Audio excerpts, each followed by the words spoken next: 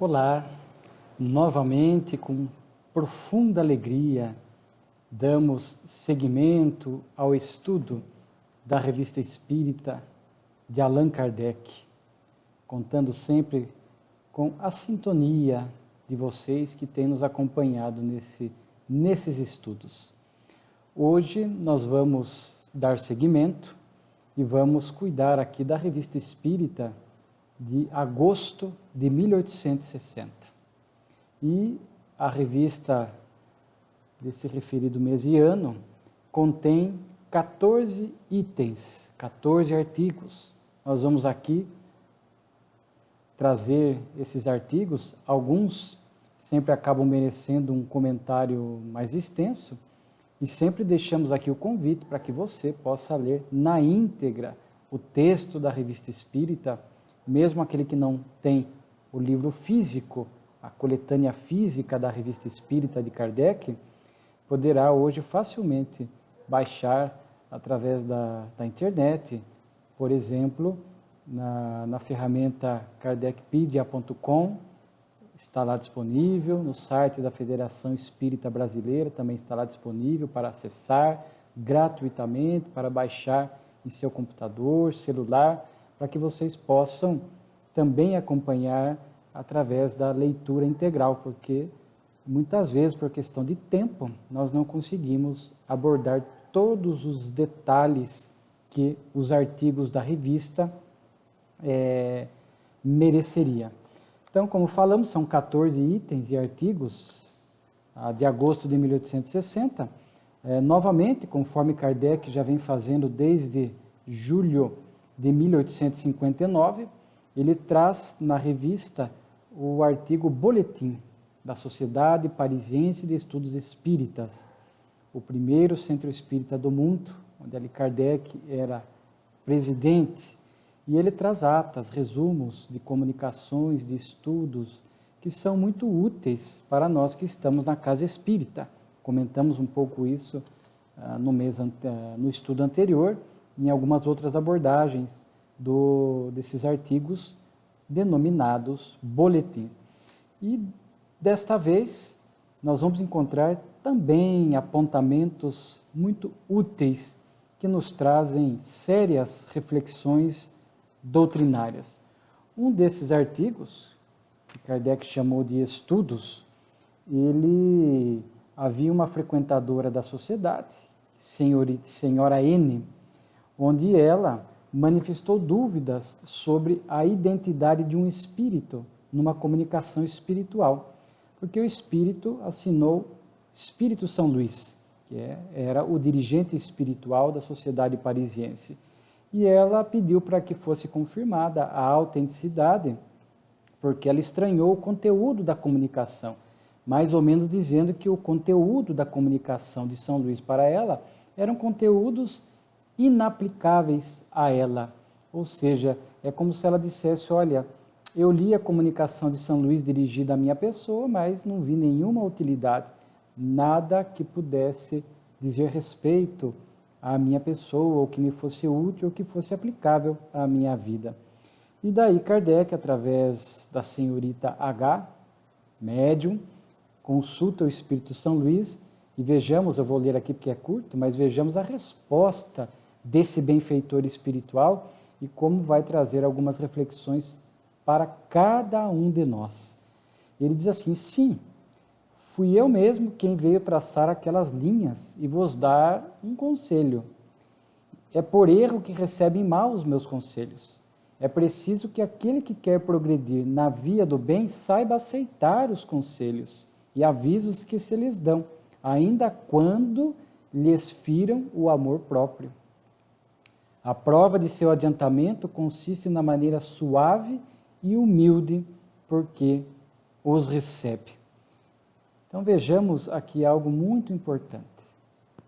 São Luís está falando que foi ele quem havia trazido a comunicação espiritual. Não havia mistificação. Só que a senhora N, naturalmente, repeliu aqueles conselhos, aquelas ideias, e como ele diz aqui, porque fere o amor próprio. muitas vezes temos muita dificuldade de aceitar as advertências, os alertas, as correções que chegam para nós de diversas formas. Aqui no caso em questão, chegou através dos benfeitores espirituais. E às vezes, estas críticas produtivas, estas advertências morais, vão nos chegar pelos benfeitores espirituais, através de uma reunião mediúnica que nós frequentamos. Às vezes o Espírito dá uma comunicação, via de regra, generalizada, mas aplicável a todos que lá estão, ou a parte daqueles que estão presentes na reunião. E aí nós vamos ter que ter uma grande virtude, uma virtude essencial para o nosso progresso espiritual, que é a humildade. A humildade de receber aquela lição dos benfeitores espirituais do nosso grupo mediúnico e entender que ela se aplica em alguma parcela, se não integralmente, à minha pessoa. Que eu preciso corrigir tal ponto, aprimorar aquele outro ponto. Então, por isso que não pode ser o amor próprio, o orgulho, porque o orgulho não nos permite ler, identificar os próprios defeitos. O orgulho cria mecanismos inconscientes de bloquear esses conteúdos que nos chegam. Através da negação, por exemplo, nós negamos aquilo que está sendo nos apresentado como um defeito ou algo que precisa ser aprimorado. Nós transferimos para outrem, há também a projeção, a transferência, mecanismos chamadas fugas psicológicas, estudadas pela psicologia. A humildade, quando nós somos a humildade, temos a humildade sincera, ela nos coloca em condições de receber esses alertas, estas advertências, as demonstrações, para que a gente possa ter bom senso, falando, isto está correto, eu preciso mudar, errei, estou em erro, preciso aprimorar. Por isso há uma questão muito bela, nós vamos até ler aqui, da obra O Consolador, de Francisco Cândido Xavier, através do Espírito Emmanuel, questão 625, é indagado ao benfeitor qual a maior dificuldade ou os maiores obstáculos que os espíritos encontram para nos inspirar, para nos ajudar.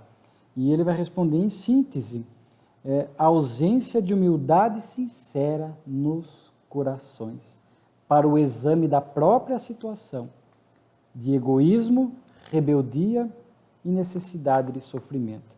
A ausência de humildade sincera. Às vezes nós bloqueamos já no nascedouro, na intimidade. Vem uma inspiração do anjo da guarda. O nosso anjo da guarda, notando uma falha moral persistente, que já vem de muitas reencarnações. Neste momento nós estamos estudando o Espiritismo, vinculados a uma outra religião. Portanto, deveríamos estar com essa disposição de progresso, de melhoria. E aí vem o anjo da guarda, pelo sono ou pela inspiração durante a vigília, e nos adverte de determinada incorreção moral. E aí, às vezes, o orgulho, através do ego, já vai bloquear lá no nascedouro. A gente bloqueia, porque não estamos abertos, ainda não desenvolvemos a humildade capaz de fazer com que possamos receber aquela inspiração dos benfeitores, na reunião mediúnica, o anjo da guarda, para que a gente possa, puxa vida, acho que isso tem razão. Preciso melhorar este ponto, aprimorar, de forma que a humildade, amplamente ensinada por Jesus nos evangelhos, pelos evangelistas no evangelho, vivida por Jesus, porque Jesus muitas vezes nos deu belíssimas lições de humildade. Por exemplo, na Santa Ceia, ao lavar os pés dos discípulos, um gesto de profunda humildade. De forma que temos que meditar muito a respeito dessa virtude e combater o orgulho, que ainda há em nós. E é interessante que por diversas vias pode chegar para nós uma correção. Não é só através dos benfeitores espirituais, pela via mediúnica, por uma comunicação espiritual. Às vezes um livro que nós lemos, uma palestra, durante o Evangelho no lar, a lição que é comentada. Às vezes nós estamos no Evangelho e vemos uma belíssima lição e a gente fala, puxa vida, essa lição era tão boa para fulano, olha o amor próprio. será que aquela lição não se aplica em nada para nós? Às vezes vamos a uma palestra na casa espírita e vamos depois até o orador e dizemos assim: puxa, sua palestra foi maravilhosa, eu queria tanto que a minha esposa estivesse aqui, o meu marido tivesse assistido a palestra. Foi gravado para ele poder assistir. Então vejo o orgulho, às vezes inconsciente, a pessoa bloqueia qualquer possibilidade de autoanálise. Muitas vezes desacostumados que estamos ao autoconhecimento profundo, sério, capaz de nos colocar face a face com os nossos erros, para que com as nossas virtudes também, e possamos fazer esse trabalho de reforma íntima. Mas para isto, humildade. Um amigo chega até nós e fala: olha, puxa vida, aquela conduta sua, cuidado com esse tipo de comportamento, com isso que você está fazendo da sua vida. Às vezes os inimigos, né, consta da biografia de Chico que Chico tinha inimigos, por incrível que pareça. Jesus teve aqueles que o perseguiam, e Chico procurava ler, às vezes, as cartas, os textos publicados dos inimigos, para ver se realmente algo ali lhe aplicava. Os inimigos podem, às vezes, exagerar, às vezes podem falar totalmente a verdade. Por isso que é preciso humildade, bom senso, maturidade, para podermos ler uma crítica de um inimigo, por exemplo, para saber em qual grau ela é verdadeira. Ou seja, o que me cabe corrigir na minha postura, no meu jeito de ser. É muito importante. Então vejamos as diversas formas pelas quais pode chegar para nós uma correção, um alerta, uma advertência, às vezes grave, coisas profundas, sérias, que estão complicando e muito a nossa existência, às vezes correções mais sutis, mas que também precisam ser melhoradas dentro deste ideal de estarmos permanentemente progredindo, aprendendo, fazendo esta reforma íntima que tanto o Espiritismo nos fala.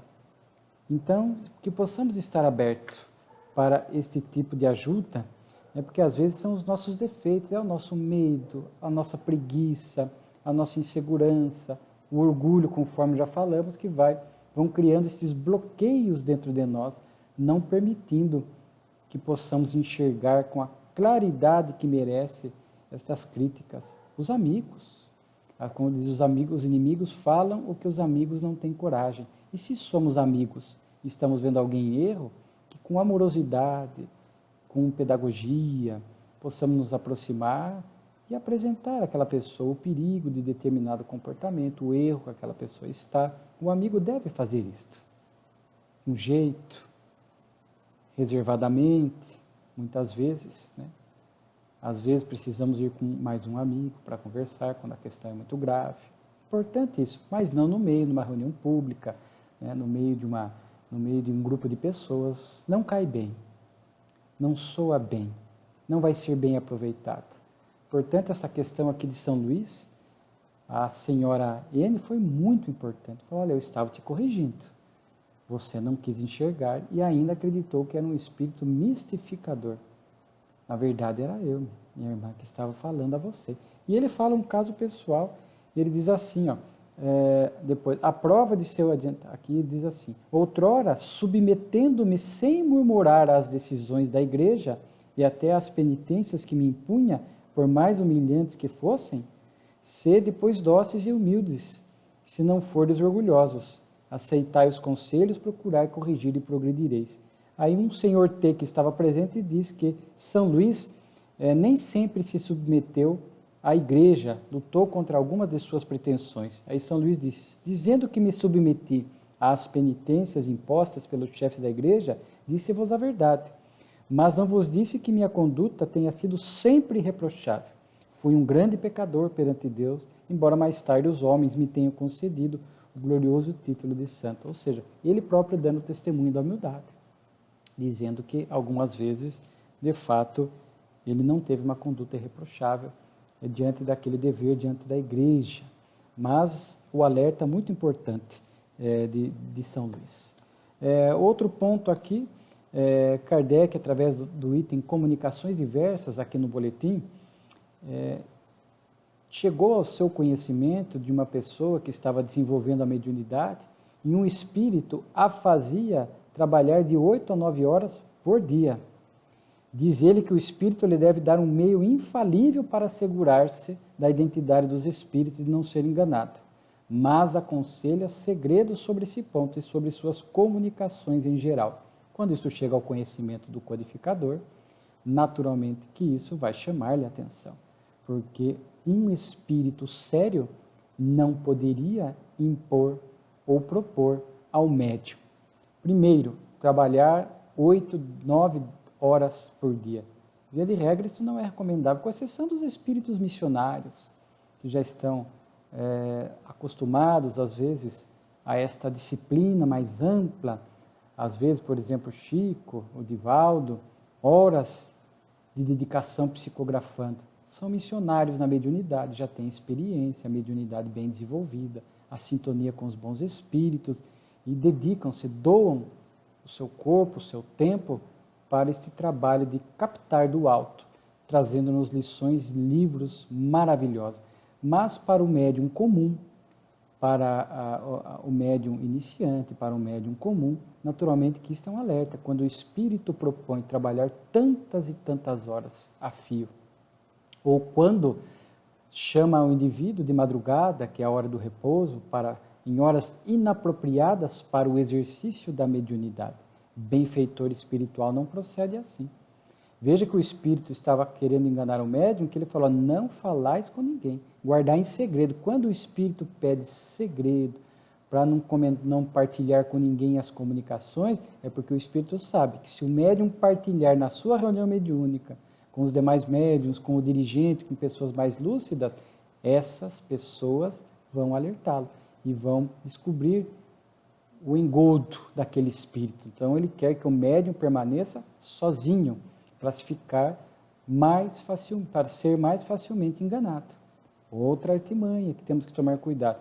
E dar um guia infalível. Não vou dar um guia infalível para você, para identificar quando você está sendo enganado. Quer dizer, quando o espírito vem com receita 10, não, tem aqui uma receita infalível para você. Um guia infalível. Os espíritos não propõem esse tipo de comunicação espiritual.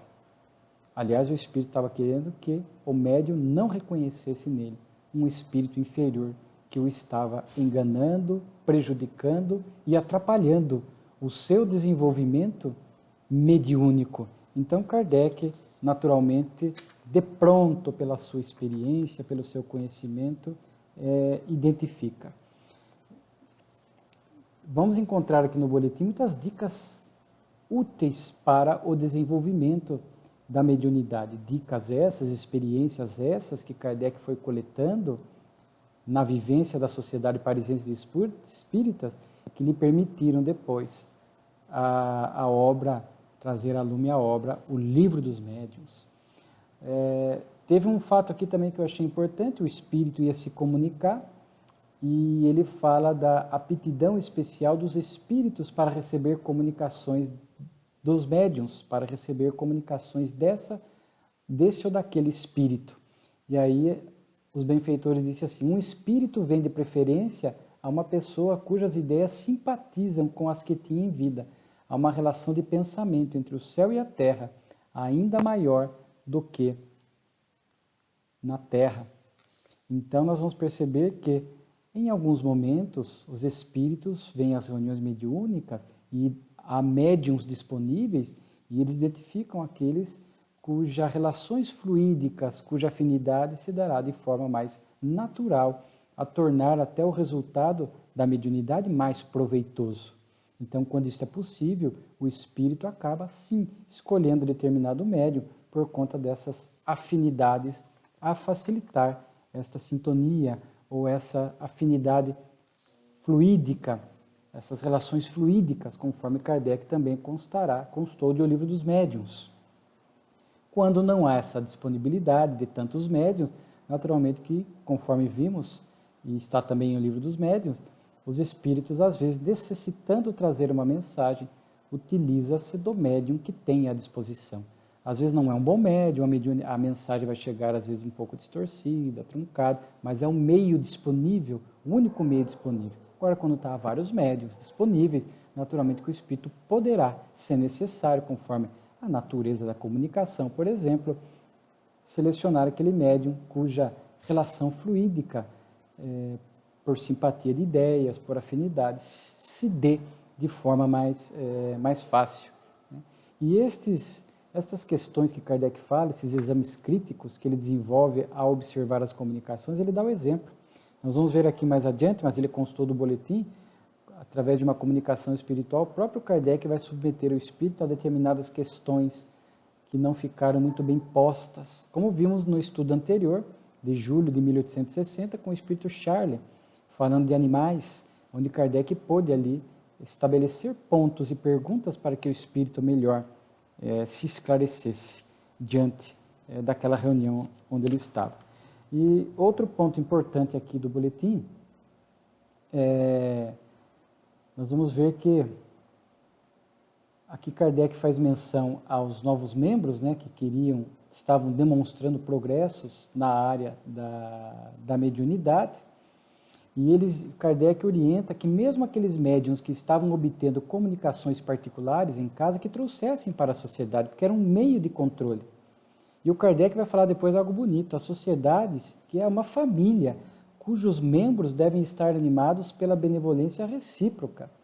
Então vejamos só como Kardec fala que a sociedade parisiense, ou seja, as sociedades religiosas, a casa espírita, o esforço para que ali possamos conviver como irmãos, a fraternidade, o respeito, nem sempre acontece, infelizmente, pelas nossas imperfeições. Mas este ponto Kardec fala é muito importante. Naquela época, nós não tínhamos tantas casas espíritas como hoje. Casas espíritas com tantos departamentos como hoje. Nós vamos à casa espírita, aquelas que têm hoje as reuniões de estudo, as reuniões mediúnicas, evangelização, mocidade, evangelho e passe. Hoje, com o tempo, temos, mas no início não era assim, não tinha com esta amplitude, com essa diversidade, com esta quantidade.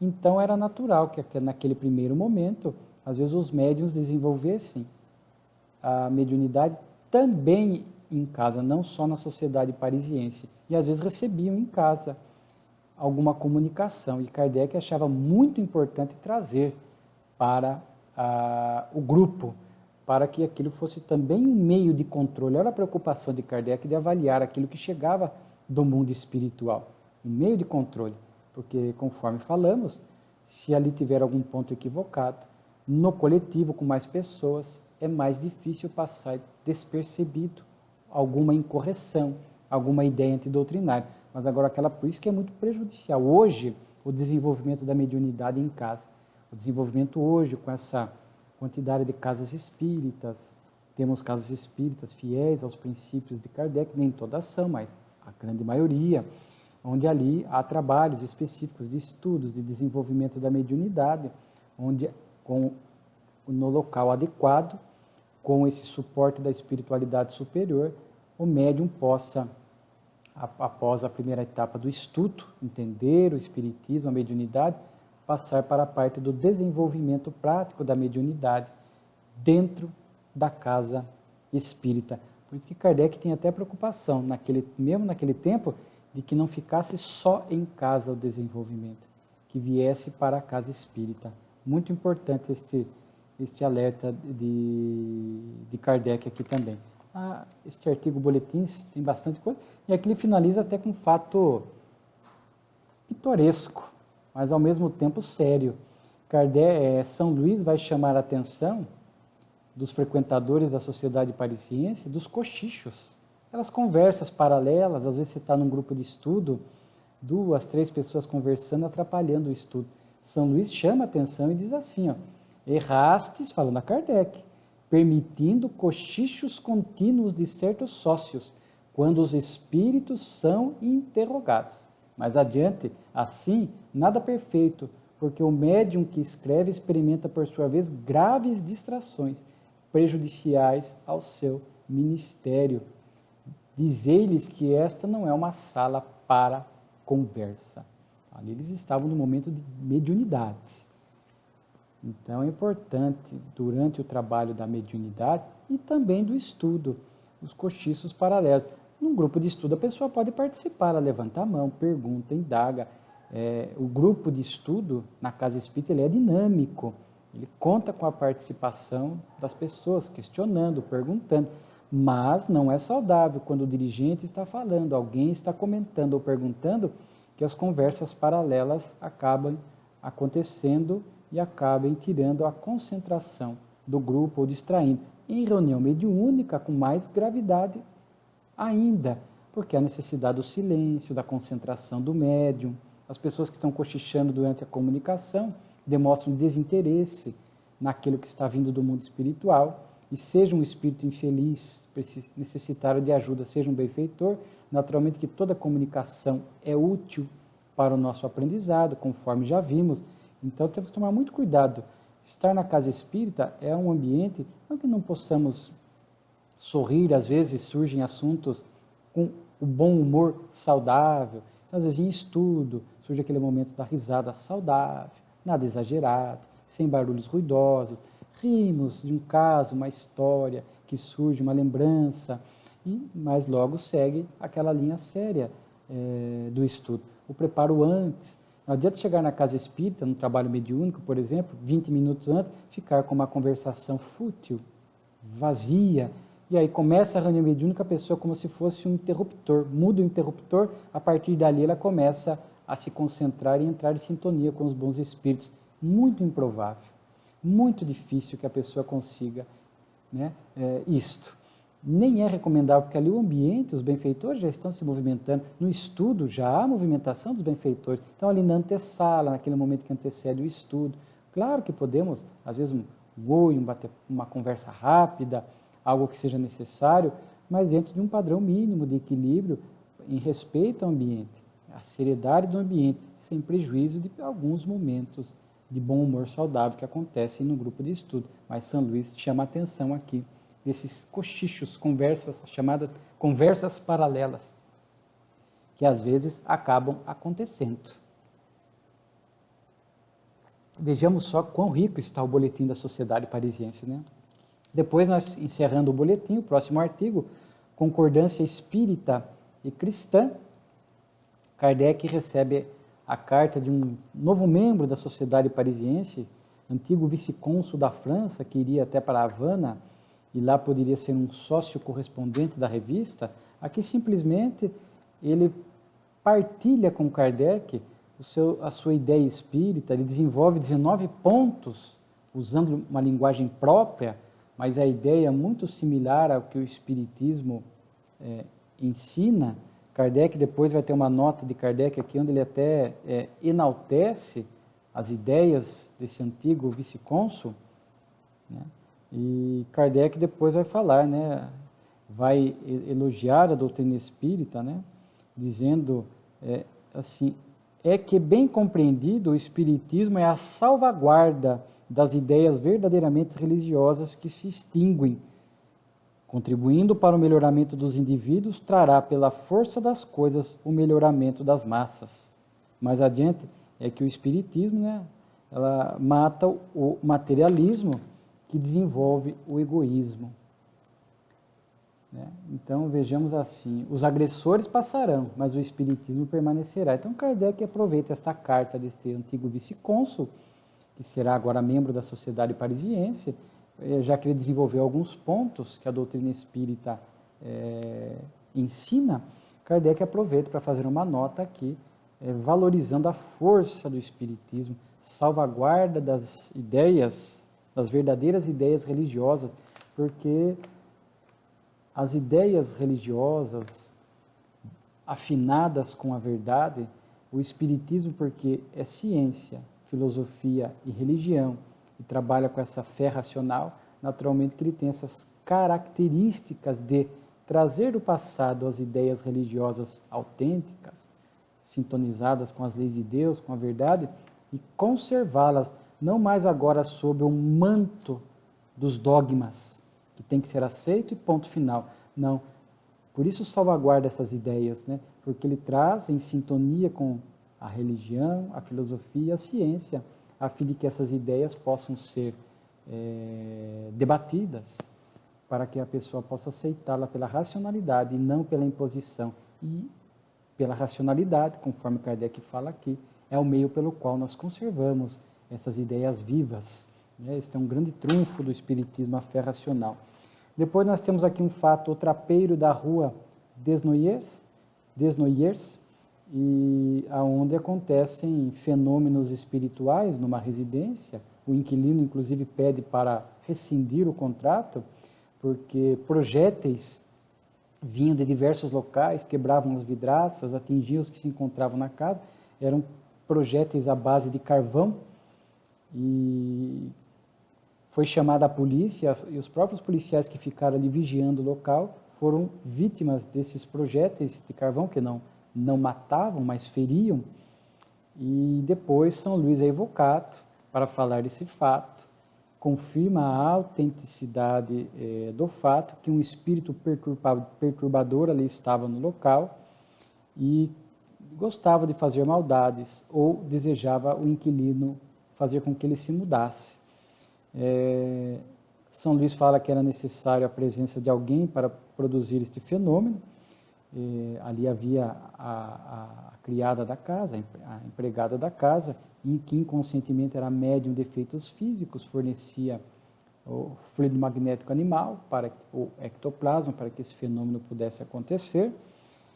E aqui ele fala que o espírito habitava o local, e ele desejava, portanto, que as pessoas fossem embora, porque ele queria ficar com um local vazio.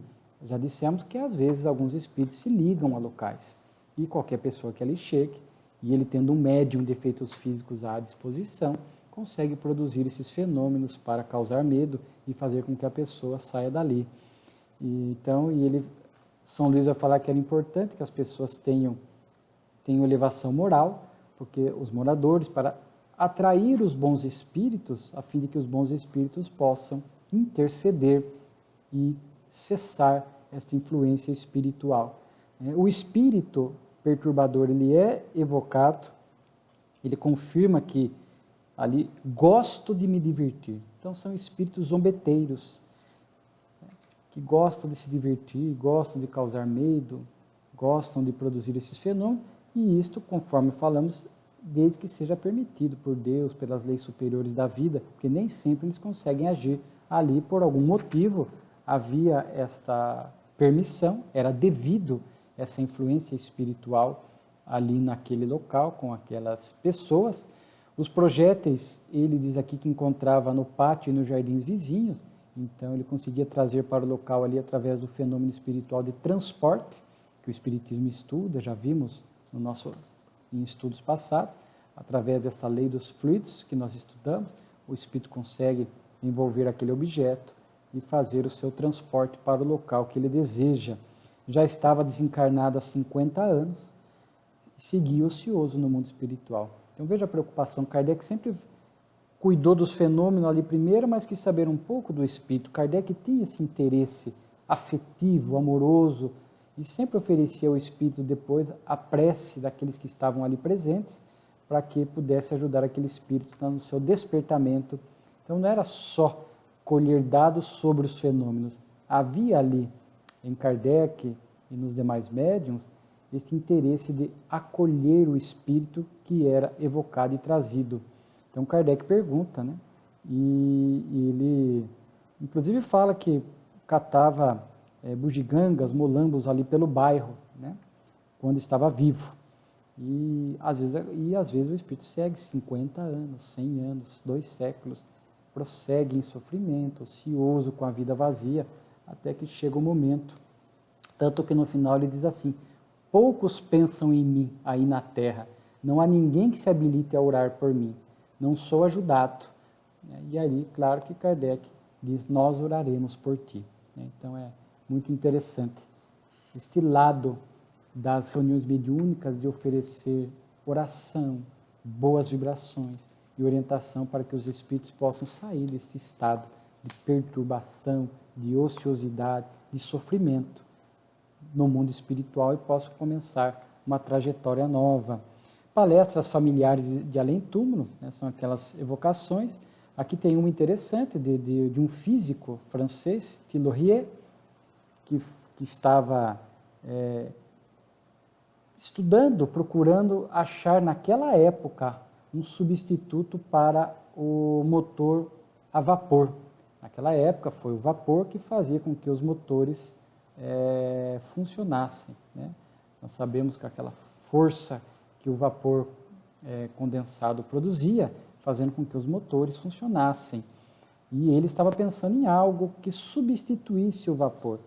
E ele descobriu, né, aquilo que foi chamado o ácido carbônico para substituir, fez testes, teve acidentes, explosões, machucou pessoas, ele próprio ficou ferido, mas ele estava obcecado com a ideia de usar o ácido carbônico como substituição ao vapor, em que pese os acidentes. Depois de um desses acidentes, ele fica fixado, a monoideia, como a monoideia é perigosa para nós, e denota influência espiritual inferior, quando ficamos presos a uma determinada ideia. Ele fica tão preso a esta ideia, depois de um acidente, que arrancou o seu dedo, que ele fica anos pensando na ideia e ele achou que tinha passado algumas semanas. Ele entra num estado assim, quase que de letargia, de indiferença à vida, pouco saía de casa, fechado, as pessoas estavam preocupadas. E quando ele é abordado, ele diz assim, passaram-se semanas? Não, passaram-se anos. E ele diz que havia descoberto agora como fazer funcionar os motores dessa forma como ele queria. Aí ele se fecha de novo em laboratório e aí ele é atingido de uma morte súbita. E não deixou nenhum esboço dessa suposta nova ideia. Agora, naturalmente, que ele é evocado, e aí, basicamente, a comunicação é longa, são várias perguntas, mas fica bem claro para nós, primeiro, a influência dos benfeitores nos avanços da ciência, desde que seja útil, permitida por Deus, e encontre espíritos aqui na Terra capazes de receber esta ideia para que ela possa proliferar. Muitas vezes não vem o trabalho pronto, já vimos isso, porque há que se preservar o trabalho humano, o esforço, o uso da inteligência. Às vezes eles inspiram um ponto, uma ideia, para que nós possamos aprimorar.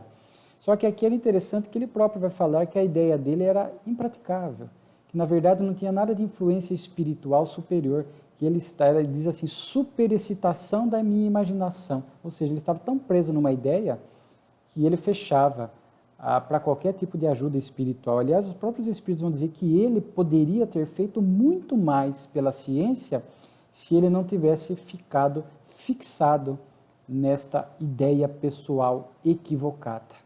Lembra que a gente viu ali há pouco? Ó, o orgulho, o amor próprio. Ele queria... E é tão interessante que depois, mais à frente, nós vamos ter uma comunicação na própria revista de agosto de 1860, ligada a esta comunicação espiritual. Ela está aqui mais para o final, mas é desenvolvimento das ideias, onde o espírito Jorges vai falar sobre que muitas pessoas são tão movidas pelo orgulho que elas ficam presas e querem trazer ideias originais. Ideias originais. Que ninguém nunca tenha pensado, que chegue somente através dela, que ninguém mais ajude, que não tenha o auxílio de ninguém, que não compartilhe com ninguém. Foi o que aconteceu com ele. Aqui fala que ele estava preso a isto, né? Ficou prisioneiro do seu próprio cérebro. E o gênio flutuava ao seu redor, ou seja, tinha um potencial enorme, né? E de forma que nessas descobertas da ciência, eles falam aqui, acontece isso, né? Vem um, traz uma parte da ideia, 2, 3, 4 encarnados que vêm com a mesma missão e compartilham, às vezes grupos de cientistas conseguem desenvolver uma ideia, porque partilham experiências, ideias, a inspiração chega por várias pessoas. Se um ficar preso na busca da originalidade, do egoísmo de ser o único autor da ideia, ele se fecha a qualquer tipo, fecha-se a qualquer tipo de ajuda espiritual. Então, quando a ideia deve chegar, eles encontram um meio adequado para que isso chegue à Terra, o progresso da ciência, né? Então é muito interessante esta observação feita em relação a ele próprio vai reconhecer depois na evocação, aqui o prejuízo que teve para a sua existência. O suicida da rua Quincampoix, ou Quincampoix, né? Conforme a pronúncia aqui, eu confesso que francês não é meu forte, então às vezes peço desculpa por alguma pronúncia equivocada, às vezes no inglês, no francês, no alemão, às vezes tem aqui. E aqui é interessante porque já falamos sobre o suicídio, mas aqui o que me chamou a atenção é que foi um pai que praticou o suicídio para evitar que o filho fosse convocado para a guerra. Realmente um fato incomum. Ele é evocado e fala do seu sofrimento, da sua punição, mas fala que a sua pena seria abreviada, porque ali havia uma atenuante. Não era um suicídio comum, um desgosto pela vida, um desprezo pela vida, mas sim um pai que queria libertar o filho da guerra, porque a probabilidade do filho morrer na guerra era imensa. Poderia sobreviver, mas como poderia morrer? Mas aqui os espíritos vão falar, ele fala, reconhece o erro, está em sofrimento, com a consciência culpada. Só que os espíritos vão falar que o erro é sempre o erro, o mal é sempre o mal, mas existem atenuantes e agravantes. Por isso que, vamos estudar mais à frente também, a prática do suicídio não gera um único efeito. A lei da expiação não é uniforme, cada caso é um caso, tem variantes, atenuantes, agravantes. Nesse campo do suicídio, todo mundo quer padronizar. A pessoa morre e desperta no Vale dos Suicidas. Morre e desperta no Vale dos Suicidas. Acontece? Sim. Para todos? Não. Há alguns que ficam presos ao corpo e depois vão ao Vale dos Suicidas. Há os que despertam presos ao corpo e depois são socorridos. Há os que sofrem, padecem no mundo espiritual e logo são socorridos. Há aqueles que, por circunstâncias próprias, são socorridos de imediato, mas não apagam o erro, o sofrimento. Então, há N possibilidades. Né? Mas aqui havia essa atenuante de um pai. Só que aqui depois na nota de Kardec ele fala que o pai foi até egoísta por tentar interferir no destino do filho. Para começar, diz Kardec, não é certo que ele fosse morto na guerra, e talvez esta carreira lhe fornecesse a oportunidade de fazer algo de útil ao seu progresso. Então, o pai quis interferir, inclusive, no destino do seu filho. Variedades, o prisioneiro de Limoges, é um prisioneiro militar que vê uma chama e um cordeiro em suas costas, e isto já desde a infância começa a perturbar-lhe. Quando estava preso, ele via, chorava na cela, não queria ficar a sós, e aí sugeriram a ele que ele perguntasse ao cordeirinho o que estava acontecendo.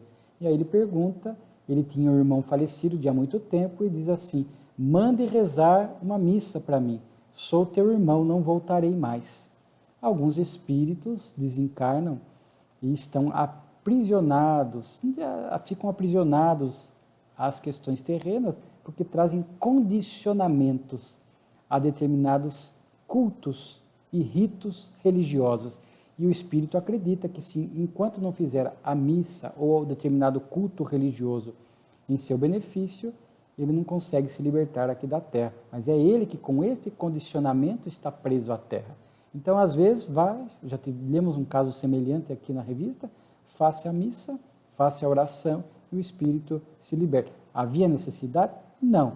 Mas é o espírito preso a esses ritos religiosos. E enquanto não fizesse, ele não poderia se libertar. Mas se ninguém fizesse, ele ia ficar eternamente assim? Não. Chegaria um momento que ele próprio perceberia a desnecessidade da realização de determinado rito religioso. Depois tem um artigo aqui mais simples, Perguntas de um Espírita de Sétif ao Sr. Oscar Cometante. Foi um artigo que a gente leu algumas semanas atrás, ou alguns meses. Este Oscar foi alguém que criticou duramente o espiritismo, não acreditava na sobrevivência da alma, e uma pessoa escreve uma carta, já que o senhor não acredita na sobrevivência da alma, eu tenho um filho de 16 anos que entra em transe, fala alemão, fala inglês, fala o latim, responde perguntas que ele não tem conhecimento. Como é que o senhor pode me explicar isso? Kardec recebe isso, e aqui ele tiver a grandeza moral do codificador, porque ele diz assim, não devemos submeter o senhor Oscar a esse tipo de perguntas e pressão, né? Pode ser que ele nem tome conhecimento da sua carta e nem responda, mas ele diz assim, que o autor da carta, diz assim, que o autor da carta o deixe, pois na momentânea quietude de sua incredulidade, desde que esta lhe basta e ele se contenta em ser matéria. Quer dizer, Kardec respeitava a ideia que o senhor Oscar queria manter. Se ele quer negar os espíritos, paciência. Nós não temos que fazer disso um sofrimento intenso, temos que respeitar os pontos de vistas pessoais, as ideias, quem acredita, não acredita no espiritismo, acredita ou não acredita na alma, Se a pessoa estiver aberta a dialogar, ok, estamos disponíveis. Mas se a pessoa está fechada e não quer pensar diferente, nós mantemos a amizade, não criamos nenhuma discussão por conta disso, não impomos nada a ninguém. Isso aqui é uma atitude bela de Kardec, né? Depois são várias, já adentrando no fim aqui, várias comunicações, ditados espontâneos, comunicações espirituais, desenvolvimento das ideias que nós conversamos conforme aquele físico, Laurier, que foi evocado, né?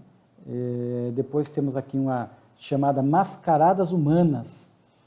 Falarei da necessidade própria que tem os melhores espíritos de imiscuir-se sempre nas coisas que não lhes competem. Esse defeito comum a todos não tem outro móvel, senão a vaidade. Então, percebemos aqui que às vezes a gente quer se intrometer em assuntos que não são da nossa alçada, que não temos competência. É a vaidade de querer opinar sobre tudo, participar de tudo. Ele fala aqui mascarada política, mascarada religiosa, enfim. Aqui só dando um exemplo que às vezes, no meio espírita religioso, às vezes queremos falar de pontos da doutrina que não sabemos. Às vezes damos uma opinião pessoal sobre determinado assunto, quando não deveríamos. Nós temos que estudar a doutrina e, quando indagados, apresentar o ponto de vista da doutrina espírita. Se não sabemos, não sei, vai estudar. Então, vejamos como é importante esse artigo, né? A gente fica se intrometendo em assuntos que não são nossos, falamos o que não sabemos, e às vezes nos complicamos espiritualmente, moralmente, por conta disso, damos palpite sem qualidade, sem que aquilo seja útil, sem que aquilo seja verdade, simplesmente por uma aventura, por orgulho, para não ficar sem falar, para não ter algo a falar. Como é que eu vou ficar em silêncio? Porque como é que eu não vou falar nada? Então é orgulho, a pessoa quer deixar a sua marca. Então, que nós possamos nos qualificar no assunto para que possamos ter competência para falar a respeito. Se não temos, é preferível silenciar. O saber dos espíritos, uma outra comunicação, conforme já exaustivamente estudamos, o próprio espírito aqui de Channing, dizendo, nós não sabemos de tudo. Então, tomai cuidado quando nos evocais com as nossas comunicações, porque nós não sabemos de tudo. Às vezes sabemos sobre o vosso estado, sobre a vossa existência transcorpórea, sobre a bondade, sobre a grandeza de Deus, enfim. Sobre tudo quanto possa servir a vossa instrução e a vossa felicidade presente e futura. Mas não nos pergunteis o que não podemos e nem devemos dizer.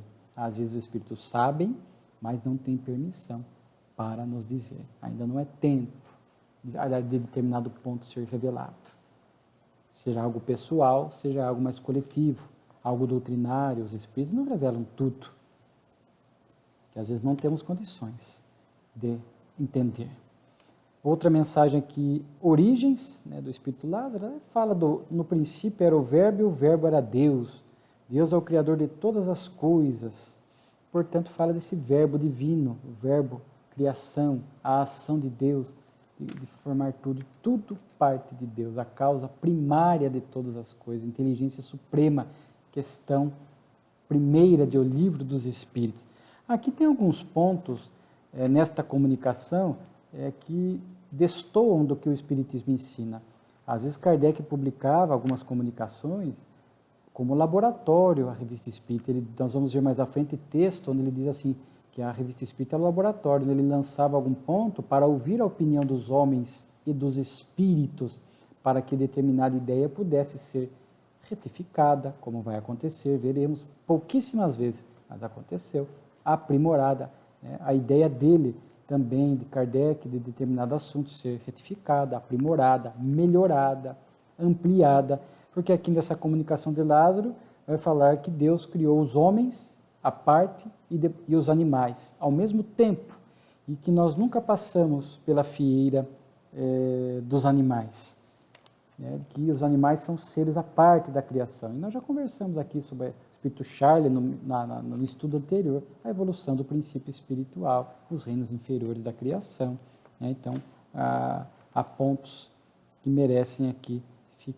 que são rechaçados pela ideia espírita, né? O futuro, também recomendo a leitura, fala do futuro do planeta, a transição planetária, os vícios desaparecerão, o amor chegará, o egoísmo deixará de ter toda esta intensidade que ele tem, passaremos a amar mais, né? E de espíritas, perseverai, fazei o bem pelo bem. Lembrai-vos de que tudo é harmonia na natureza. Olha que beleza, para a gente ter confiança nessa época de transição e perseverar, não desistir, ser fiel, praticar o bem pelo bem, porque nós temos que colaborar. O homem de bem colabora na construção do mundo regenerado do porvir. Por fim, a última comunicação, eletricidade espiritual, onde o espírito de Lamennais fala dessa eletricidade espiritual, ele já estava nos revelando aquela época, antecipando as descobertas da ciência e obras que viriam de André Luiz, de Emmanuel, depois através de Chico Xavier, por exemplo, sobre a potência do pensamento. Quando ele fala dessa eletricidade espiritual, inclusive Kardec questiona ele depois, com algumas perguntas, e a gente entende aqui que essa eletricidade espiritual está justamente nos antecipando sobre o poder da mente, o poder do pensamento, tão bem estudado hoje pela literatura espírita, é força criadora. Né? Pensamos, criamos as criações fluídicas, o pensamento chega ao seu destino, o pensamento realmente tem essas forças imensas no bem ou no mal, conforme o teor do pensamento. Então ele fala disso. E aí Kardec noticia que a brochura Instrução Prática sobre as Manifestações Espíritas, que ele havia lançado em 1858, se esgotou, não seria reimpressa, porque ele já estava no prelo. Então aqui ele já está anunciando, talvez esse trabalho do Livro dos Médiuns. Então ele está anunciando, olha, a brochura não será reimpressa, está no prelo, um trabalho especial, um guia completo. Então ele já estava aqui anunciando que logo mais viria a segunda obra da codificação, que agora nós sabemos, o Livro dos Médiuns, que viria em janeiro de 1861. Mais uma revista, quanta coisa, né? Peço desculpa, às vezes ultrapassa alguns minutos adicionais, a gente sempre gosta de tentar ficar ali os 45 minutos, mas às vezes passamos porque os assuntos são muito interessantes. Espero que tenham gostado da revista de agosto de 1860. Repito, fica o convite para lê-la na íntegra. Muito obrigado e muita paz a todos.